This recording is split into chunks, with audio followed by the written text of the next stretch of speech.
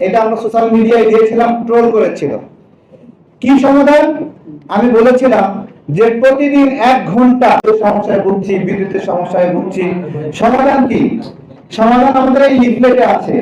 সরকার বলেছে, মাননীয় প্রধানমন্ত্রী বলেছে 6 মাসের একটা প্ল্যান দেন। আমি বলছি প্রথমত 2 দিনের প্ল্যান দেব। বাংলাদেশের বিদ্যুৎ চাহিদা, সবার ঘরে বিদ্যুৎ চলবে। এটা আমরা সোশ্যাল মিডিয়ায় দিয়েছিলাম, ট্রোল করেছিল। কি সমাধান?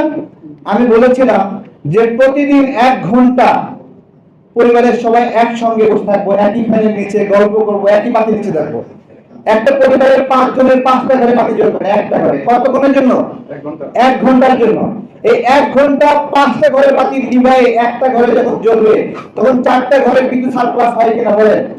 হয়। তামাশা করলে হবে, হয় কিনা? 4টা ঘরে বিদ্যুৎ যদি বাঁচে, 4টা ঘরে অতিরিক্ত পানি জ্বলে কিনা বলেন?